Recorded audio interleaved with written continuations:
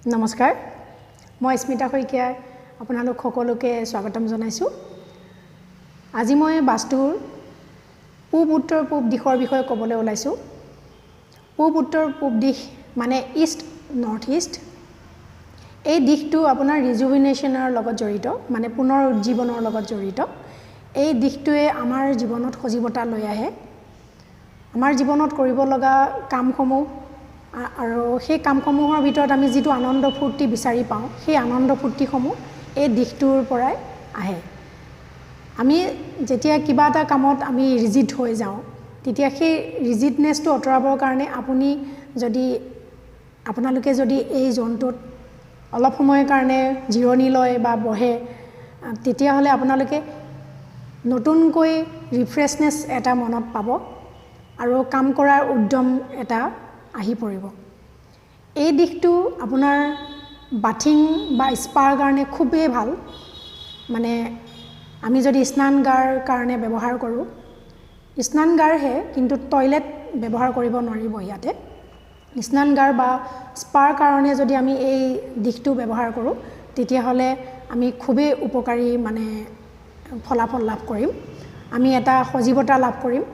পুনৰ উজ্জীৱনৰ দৰে আমি এটা নতুন জীৱন লাভ কৰাৰ নিচিনা আমি আনন্দ অনুভৱ কৰিম আৰু প্ৰতিটো মুহূৰ্ততে আমি সজীৱতা বা আনন্দ ফুৰ্তি আমাক এই দিশটোৱে আনি দিয়ে শিশু ক্ষেত্ৰত বা সৰু ল'ৰা ছোৱালীৰ ক্ষেত্ৰত যদি এই দিশত খেলা ধূলা কৰাৰ স্থান হিচাপে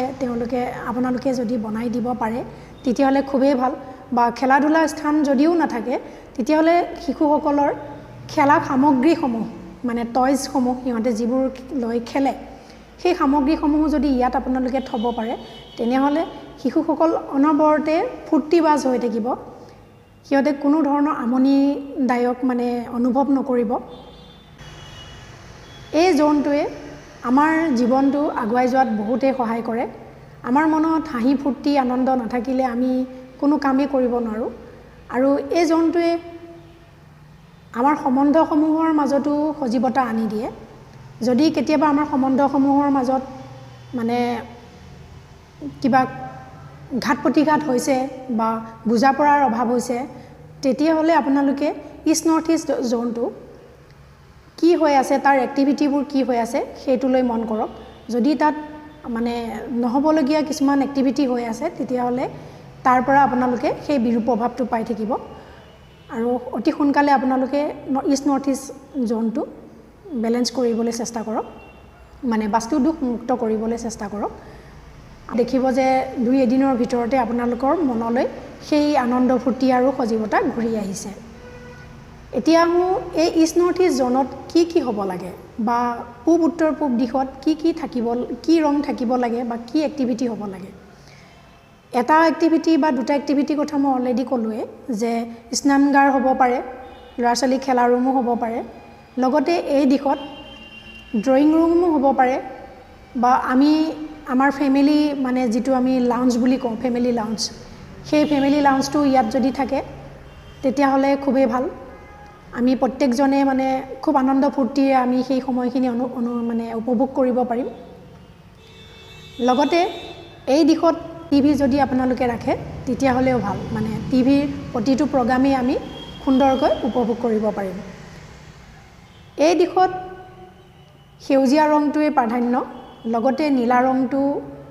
ইয়াত থাকিব পাৰে যদি আপোনাৰ ইষ্ট নৰ্থ ইষ্ট দিশটো কম হৈ আছে আপোনাৰ ঘৰত যদি স্নেটিক দিশটো অলপ কম হৈ আছে তেতিয়াহ'লে তাত অলপমান নীলা ৰং যদি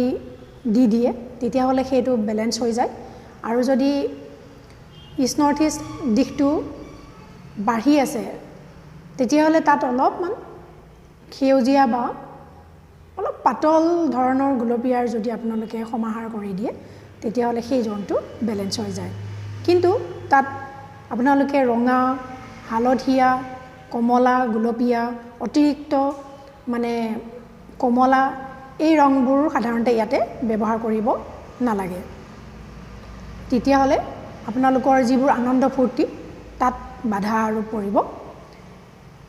এই কথাসমূহ মনত ৰাখি কৰিলে মানে বাস্তু দুখ যদি আপোনালোকে আঁতৰাব পাৰে তেতিয়াহ'লে আপোনালোকৰ জীৱনৰ প্ৰতিটো মুহূৰ্ততে আনন্দ ফূৰ্তি হাঁহি আদিৰে জীৱনটো ভৰি পৰিব আৰু প্ৰতিটো কামতে আপোনালোকে সফলতা অৰ্জন কৰিবৰ কাৰণে সক্ষম হ'ব। আপোনালোকৰ ঘৰত থকা এই দিশৰ বাস্তু দোষসমূহ আঁতৰাবলৈ সোনকালে চেষ্টা কৰক আৰু মোৰ পৰা যদি কিবা দিহা পৰামৰ্শ লাগে আপোনালোকে মোক যোগাযোগ কৰিব পাৰিব। আজিলৈ আহিছোঁ, ধন্যবাদ।